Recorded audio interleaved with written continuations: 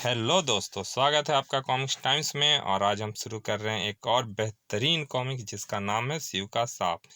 इसका पहला पेज आप देख सकते हैं दोस्तों। और अभी तक आपने हमारे चैनल को सब्सक्राइब नहीं किया तो प्लीज़ सब्सक्राइब कर दें। चलिए शुरू करते हैं बिना समय गंवाए। एक बार भगवान शिव कैलाश पर्वत पर तपस्या कर रहे थे। पास ही उनका वाहन नंदी बैठा जुगाली कर रहा था। नंदी जुगाली करता पूंछ से मक्खियाँ उड़ा रहा था। एक बार नंदी ने पूंछ से मक्खियाँ उड़ाने की कोशिश की तो पूंछ शिव के मुंह पर जा लगी। सटाक! ओह! और आछी! बड़ाक! ओह, मर गया भगवान, मेरी हड्डियां पसली टूट गई। भगवान शिव तपस्या भंग हो जाने के कारण क्रोधित हो उठे। नंदी, तूने हमारी तपस्या भंग की है, इसीलिए हम तुझे शाप देते हैं। तुझे मृत्यु लोक में रहकर दुख भोगने होंगे। नहीं भगवान, मुझे मृत्यु लोक में मत भेजिए। मुझे क्षमा कर दीजिए भगवान। क्षमा भगवान? नहीं, हम तुझे क्षमा नहीं कर सकते। तुम्हें इस उद्दंड का दंड अवश्य मिलेगा। भगवान, अपना शाप वापस ले लीजिए। मैं मृत्यु लोक के दुख नहीं सहन कर सकूंगा। नंदी, हम अपना शाप वापस नहीं लेंगे, नहीं ले सकते। हाँ, जब तुम हमें अपनी तपस्या से प्रसन्न कर दोगे तो हम तुम्हें अपने पास बुला लेंगे। अगले ही पल धम! अब मुझे इस मृत्युलोक में रहकर ना जाने कब तक दुख भोगने होंगे। नंदी को प्यास लगाई थी, इसीलिए वह नदी की ओर चल दिया। पहले नदी से जल पी लूं, फिर हरी हरी घास चरूंगा। नंदी ने नदी का जल पिया तो अरे, इस नदी के जल का स्वाद तो दूध जैसा है। इसका मतलब यहाँ पर दूध की नदियाँ बहती है। वाह, मजा आ गया। जल पीकर नंदी नदी किनारे ही हरी घास चरने लगा। अपने राजा चंद्रमणि ध्वज ने प्रजा की भलाई के लिए बहुत अच्छे अच्छे काम किए हैं। हाँ भाई, तभी तो अपने राज्य में इतनी सुख समृद्धि है। राजा चंद्रमणि ध्वज पूजा पाठ भी बहुत करता है, इसीलिए भगवान उस पर बिल्कुल दया नहीं करते। हाँ भाई, भगवान राजा को एक संतान दे देते तो उनका वंश तो चल जाता। इस चिंता में राजा अब बीमार भी रहने लगे हैं। इस चिंता में कहीं महाराजा का प्राणांत ना हो जाए, फिर तो प्रजा पर दुख के पहाड़ टूट पड़ेंगे। उनकी बातें सुनकर नंदी सोच में पड़ गया। ओह, मुझे ऐसे कर्तव्यनिष्ठ ईश्वर भक्त राजा की अवश्य सहायता करनी चाहिए। लेकिन मैं राजा की क्या सहायता कर सकता हूँ? अगले ही पल वह खुशी से उछल पड़ा। अरे, मैं अपनी शक्ति से राजा के घर में जन्म ले सकता हूँ, और फिर राजा को एक संतान की ही तो जरूरत है। और फिर कुछ ही दिनों के बाद, महाराज आप! रानी चंद्रकांता जल्दी से उठकर महाराज की ओर बढ़ी। अरे, कोई रानी को उठाओ। दासियों ने रानी को सहारा देकर पलंग पर लिटाया। महारानी, क्या हो गया था तुम्हें? पता नहीं महाराज, आपके स्वागत की को उठी थी कि चक्कर आ जाने से गिर पड़ी। चिंता ना करो, हमने राजवैद्य को बुलाया है। वह अच्छी तरह तुम्हारा परीक्षण करेंगे। कुछ ही देर में राजवैद्य उस कक्ष में पहुंचे। उन्होंने परीक्षण करके मुस्कुराते हुए कहा, महाराज बधाई हो, रानी माँ बनने वाली है। लेकिन यह कैसे हो सकता है राजवैद्य जी? आपसे कोई भूल नहीं महाराज, यह सत्य है। यानी रानी संतान को जन्म देगी? हे ईश्वर, यह चमत्कार कैसे हो गया? जंगल की आग की तरह रानी की गर्भवती होने का समाचार पूरे राज्य में फैल गया। स्त्री पुरुष और बच्चे खुशी से नाचने गाने लगे।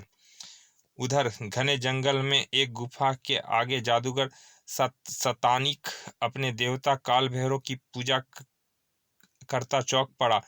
जादूगर सतानिक, राजा चंद्रमणि ध्वज की रानी चंद्रकांता गर्भवती हो चुकी है। वह शीघ्र ही संतान को जन्म देगी।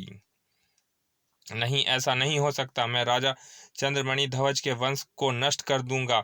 अपने गुरु चुड़ैल राक्षस को राजा की कैद से छुड़ाने के लिए मैं कल काल भैरव को 1000 गधों की बलि दूंगा। काल भैरव जीवित होते ही चुड़ैल राक्षस को राजा की कैद से मुक्त करा देंगे और फिर मैं पूरे राज्य में तबाही मचा दूंगा। यह निश्चय करके शतानिक नगर की ओर चल दिया। अगले दिन से जादूगर ने गाय चुरानी शुरू कर दी। इन गायों की बलि को से काल भैरव अवश्य प्रसन्न होंगे। प्रतिदिन गाय चोरी होने से नगर के लोग परेशान हो उठे। भैया रात को गायों को अच्छी तरह रस्सी से बांध कर रखा था, लेकिन सुबह ना रस्सी मिली ना गाय। कुछ समझ नहीं आता, आखिर गायों को कौन चुरा ले जाता है। गायों की चोरी इस राज्य में तो ऐसे बात कभी सुनी ना थी। गायों की चोरी भैया, लगता है राज्य पर कोई भारी विपत्ति टूटने वाली है। हे ईश्वर, हमारी रक्षा करना। आखिर बात राजा चंद्रमणि ध्वज तक पहुंची। महामंत्री, हम यह क्या विचित्र समाचार सुन रहे हैं। हमारे राज्य में सैकड़ों गाय चोरी हो चुकी है और अभी तक चोर का कुछ पता नहीं। महाराज, मैंने गुप्तचरों को यह काम सौंपा था, लेकिन वे भी चोर को पकड़ने में असमर्थ रहे। उधर जादूगर शतानिक अपने देवता काल भैरव को गायों की बलि देता रहा। ओह, अब केवल 200 गायों की बलि और देने पर काल भैरव जीवित हो जाएंगे। एक दिन जादूगर शतानिक सावधान, राजा चंद्रमणि ध्वज के घर में पुत्र जन्म ले चुका है, नहीं, मैं उसको जीवित नहीं रहने दूंगा। उधर महल में जब राजा चंद्रमणि ध्वज ने पुत्र जन्म का समाचार सुना तो उसकी खुशी की कोई सीमा नहीं रही। राधा, तुमने यह समाचार सुना, सारी दुनिया की खुशी हमारी झोली में डाल दी है। हम तुम्हें यह हार भेंट देते हैं। महाराज की जय हो। आपका यक्ष चारों दिशाओं में दूर दूर तक फैले महाराज। उसी समय राजा चंद्रमणि ध्वज रानी के कक्ष की ओर चल दिया। भगवान ने आखिर मेरी प्रार्थना सुन ली। पुत्र देखकर मेरे सब दुख चिंता दूर कर दिए। खुशी के मारे उसके पांव जमीन पर नहीं पड़ रहे थे, लेकिन रानी के कक्ष में पहुंचते ही उसकी खुशी पलक झपकते नष्ट हो गई। नहीं रानी, हमने कभी सपने में भी नहीं सोचा था कि कभी ऐसा संतान भी हो सकती है। चिंता छोड़िए महाराज, अपने भाग्य में शायद यही कुछ लिखा था। राजपुरोहित ने उस बच्चे का नाम सुनंदी रखा। धीरे धीरे वह बच्चा बड़ा होने लगा। जब सुनंदी 10 वर्ष का हुआ तो वह महल के बाहर खेलने जाने लगा। अरे सुनंदी आ गया, अब खेल में बहुत मजा आएगा। किंतु साथी लड़के सुनंदी को बहुत तंग करते थे। सुनंदी, तेरी पूंछ कितनी लंबी। अरे मेरी पूंछ ना खींचो, बहुत दर्द होता है। लेकिन लड़के उसकी पूंछ खींचे बिना नहीं रहते थे। अरे छोड़ो छोड़ो, ओ बचाओ ओ। उसको चोट लग जाती तो वह कहता, राम, कान खोलकर सुन लो, यदि तुम अपनी शरारतों से बाज नहीं आए तो मैं कभी तुम्हारे साथ नहीं खेलूंगा। अरे जाओ, कोई बैल के साथ भी खेलता है। सुनंदी नाराज होकर महल की ओर लौट जाता। देखो, बैल घोड़े पर बैठा है। लड़कों ने उनका महल से निकलना मुश्किल कर दिया। सुनंदी, रे सुनंदी, तेरी पूंछ कितनी लंबी। इन बातों से परेशान होकर सुनंदी ने उनके साथ खेलना बंद कर दिया और अब भगवान शिव ही मेरा कल्याण करेंगे। मुझे तपस्या करके उन्हें प्रसन्न करना होगा। एक दिन जादूगर शतानिक उधर से निकला। अरे यह क्या, सुनंदी शिव की पूजा कर रहा है। यदि शिव ने प्रसन्न होकर उसे कोई वरदान दे दिया तो फिर मैं अपना संकल्प कैसे पूरा कर सकूंगा। नहीं, मैं उसकी तपस्या पूरी नहीं होने दूंगा। यह निश्चय करते ही जादूगर ने भयंकर आंधी चला दी। उसने आंधी की गति और बढ़ा दी। ओम नमः शिवाय। साय साय। तेज आंधी से भी सुनंदी ने शिव की तपस्या नहीं छोड़ी तो जादूगर ने जोरों की वर्षा शुरू करा दी। कड़कड़ कड़कड़ कड़कड़। वर्षा तूफान भी सुनंदी को विचलित ना कर सके। जादूगर सुनंदी की तपस्या से हैरान था। हैं, कैसा मानो है, इस पर तो आंधी वर्षा का भी कोई असर नहीं हो रहा है। अब मैं इसे प्रचंड अग्नि से जलाऊंगा। अगले ही पल जादूगर ने वहां पर आग लगा दी। कुछ ही देर में भयंकर आग की लपटों ने सुनंदी को घेर लिया। ओम नमः शिवाय। आहा, अब देखता हूँ तुझे कौन बचाते हैं। बस बस थोड़ी देर में जलकर राख हो जाएगा। और जब आग बुझी तो अरे यह क्या, सुनंदी तो सही सलामत यहाँ, आश्चर्य कैसे हुआ। जादूगर शतानिक ने ऊपर की ओर हाथ उठाया था कि छनान तेजी से आगे बढ़कर जादूगर ने खड़क से प्रहार किया। खटाक। ओह, इस पर तो खड़क का भी कोई असर नहीं हुआ। कहीं तपस्या में इसे कोई शक्ति तो नहीं मिल गई।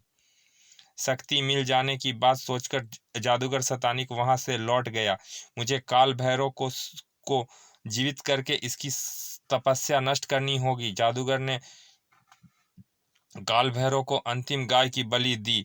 अंतिम बलि देते ही कड़कड़ कड़कड़ कर बोलो शतानिक, तुमने मेरी पूजा करके मुझे क्यों जीवित किया।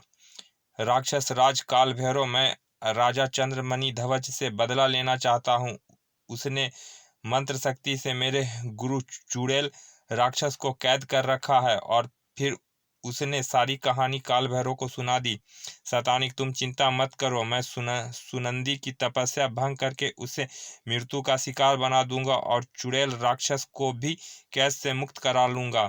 और फिर काल भैरव नदी की ओर चल दिया। पहले मैं चुड़ैल राक्षस को राजा की कैद से मुक्त कराऊंगा। वह राज्य में तबाही मचाए तो मैं सुनंदी को मार दूंगा। नगर की समीप पहुंचकर काल भैरव ने अपना रूप परिवर्तन किया। इस वेश में मुझे कोई नहीं रोकेगा। कुछ बुदबुदाते हुए उसने ऊपर की ओर हाथ उठाई ही थी कि उस घोड़े पर सवार हो काल भैरव नगर की ओर चल दिया। काल भैरव महल में बढ़ता चला गया। किसी ने उसका रास्ता नहीं रोका। उसे कारगृह की ओर जाने में देर न लगी। द्वार खोलो। नहीं, राजा का आदेश है कि कुलगुरु के अलावा यह द्वार किसी के लिए ना खोला जाए। तभी काल भैरव ने अपनी अद्भुत शक्ति का इस्तेमाल किया। ओह बचाओ। सैनिकों के जलकर मरते ही काल भैरव ने ताला तोड़ दिया। फू कटाक।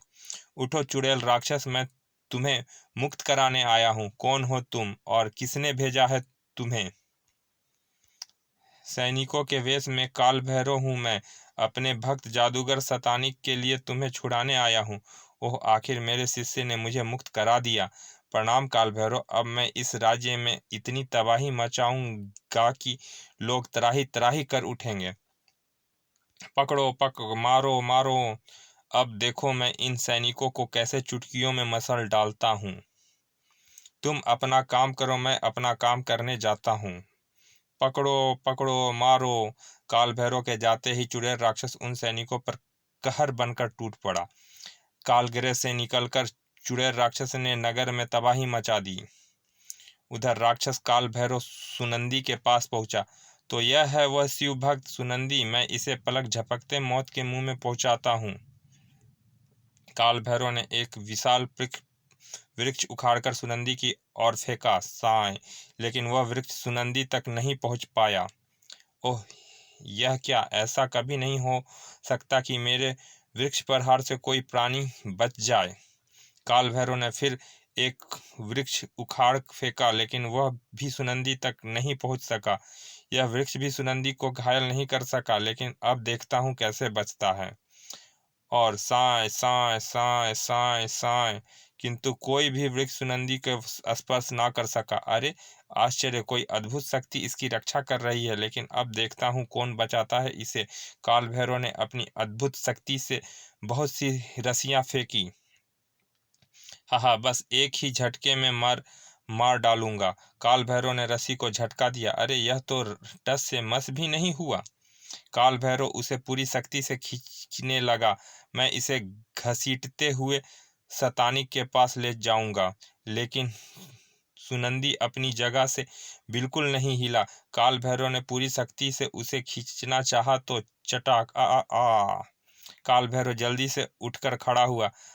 ओ, अब मेरी अद्भुत शक्ति से इसे कोई नहीं बचा सकेगा। अगले ही पल फिर सभी काल भैरव सुनंदी पर झपट पड़े। ओम नमः शिवाय। उधर कैलाश पर्वत पर भगवान शिव का डमरू अपने आप बज उठा, डम डम डम डम। शिव क्रोधित हो उठ खड़े हुए। सुनंदी की हत्या की कोशिश नहीं, मैं काल भैरव से सुनंदी की रक्षा करूंगा। क्रोधित शिव का त्रिनेत्र खुला। तभी उफ, बचाओ, धड़ाक। तभी काल भैरव के दिमाग में एक विचार क्रोधा, अवश्य ही इस शिवलिंग में कोई अद्भुत शक्ति है जो मेरे हाथों से सुनंदी को बचा रही है। अब मैं इस शिवलिंग को ही उखाड़कर इसके सिर पर दे मारूंगा। यह सोचकर काल भैरव शिवलिंग को उखाड़ने लगा, लेकिन तभी वह शिवलिंग उखाड़ पाता कि सुनंदी तपस्या छोड़कर उसे भिड़ गया। दुष्ट राक्षस, मैं तुझे शिवलिंग नहीं उखाड़ने दूंगा। काल भैरव ने सुनंदी को उछाल दिया। सुनंदी को नीचे गिरते ही काल भैरव ने उसकी पूंछ पकड़कर जोर से घुमा दिया। हा हा हा, ओह मेरी पूंछ टूट जाएगी। काल भैरव ने उसे घुमाकर दूर फेंक दिया। नीचे गिरते ही मेरी हड्डी पसली टूट जाएगी। तभी आकाश में शिव प्रकट हुए। अरे, सुनंदी को लेकर शिव पृथ्वी पर उतरे। शिव ने त्रिशूल से काल भैरव पर प्रहार किया। डम डम डम डम डम डम डम डम। त्रिशूल के तीव्र गति से काल भैरव का रास्ता रोका। नहीं, खचा खचा खचा। सुनंदी, हम तुम्हारी तपस्या से बहुत प्रसन्न हैं। तुम्हें सांप से मुक्त करके मनुष्य रूप में परिवर्तित करते हैं। फिर हम तुम्हें यह त्रिशूल देते हैं। इस त्रिशूल से चुड़ैल राक्षस और दुष्ट शैतानी का संहार करो, जो आज्ञा भगवान। और फिर सुनंदी प्रलंकारी त्रिशूल को लेकर चुड़ैल राक्षस के संहार के लिए नगर की ओर चल दिया। नगर में पहुंचने पर उसने विभत्स दृश्य देखा। हा हा हा, सबको मार डालूंगा, पूरे नगर को जलाकर राख कर दूंगा। रुक जा, अब तू किसी को नहीं मारे सकेगा। हा, तू मुझे रोकेगा, तुझे तो मैं एक फूंक से उड़ा दूंगी। सुनंदी अभी उस पर प्रहार कर पाता कि चुड़ैल राक्षस ने फूंक मारकर उसे उड़ा दिया। पृथ्वी पर गिरते ही सुनंदी जल्दी से उठकर चुड़ैल राक्षस की ओर दौड़ा। हा, फिर मौत के मुंह में आ रहा है, इस बार जीवित नहीं बचेगा। चुड़ैल राक्षस ने सुनंदी को जलाने की कोशिश की, लेकिन सुनंदी ने अग्नि को त्रिशूल पर रोक लिया। अरे, इसने तो मेरी अग्नि को भी रोक लिया। चुड़ैल राक्षस खड़क लेकर सुनंदी की ओर दौड़ा। हा, अब तू नहीं बचेगा, तुझे कोई नहीं बचा सकेगा। तभी शतानिक भी वहां पहुंच गया। सुनंदी ने खड़क पर का वार त्रिशूल पर रोका। टन। सुनंदी ने प्रहार किया। तड़ा तड़ाक। फिर वह शतानिक की ओर पलटा। शतानिक, आज तेरा भी अंत करूंगा। लेकिन तभी सुनंदी शतानिक पर प्रहार कर पाता कि अरे, यह तो जीवित हो गया। तुमने अभी राक्षस को मारा है, चुड़ैल तो अभी जिंदा है। हम एक शरीर में दो प्राण थे। सुनंदी ने पलटकर राक्षस पर भरपूर प्रहार किया। अगले ही पल राक्षस को मारकर सुनंदी ने शतानिक पर प्रहार किया। कुछ ही देर में राजा चंद्रमणि ध्वज और दूसरे लोग वहां पहुंच गए। बेटे, तुमने राक्षस और दुष्ट शतानिक को मारकर राज्य का विनाश होने से बचा लिया। पिताजी, यह तो मेरा कर्तव्य था, और फिर यह सब भगवान शिव की अनुकंपा से हुआ। उन्होंने ही मेरा रूप परिवर्तित किया है। और फिर सब खुशी खुशी महल की ओर लौट गए। समाप्त। चलिए दोस्तों, यह काफ़ी अच्छी कहानी थी, अपने ज़माने की, अपने टाइम की। ये मेरी फेवरेट थी। और ऐसे ही कहानियों के लिए हमारे चैनल को सब्सक्राइब कर दिया करें दोस्तों, ताकि हम आपके लिए ऐसे ही अच्छी अच्छी कॉमिक्स लाते रहें। तो चलिए दोस्तों, फिर मिलते हैं किसी अच्छे से कॉमिक्स के अच्छे से भाग में। तब तक के लिए धन्यवाद, विदा।